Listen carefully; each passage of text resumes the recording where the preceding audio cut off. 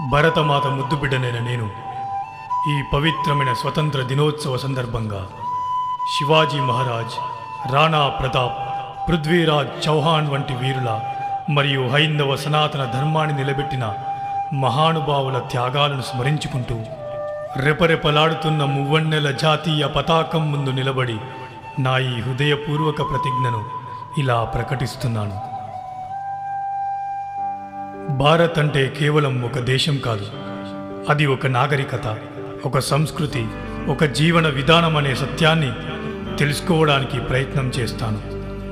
మన అఖండ భారత్ యొక్క ప్రాచీన చరిత్రను, మన పూర్వీకుల గ్రంథాల, వేదాల, ఉపనిషత్తుల, భగవద్గీతలోని సారాంశాన్ని తెలుసుకోవడానికి ప్రయత్నం చేస్తాను.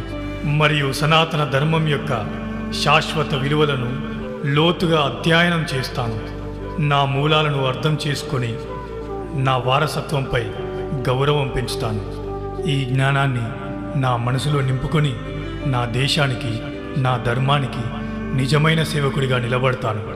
ధర్మభూమి, కర్మభూమి, జ్ఞానభూమి అయిన నా దేశం ఈ ప్రపంచానికే విశ్వగురువు అని పరిచయం చేయడానికి అహర్నిశలు కృషి చేస్తానని మనస, వాచ, కర్మణ ఈ ప్రతిజ్ఞను శిరసా వహిస్తానని ప్రమాణం చేస్తున్నాను. భారత్ మాతా కీ జై.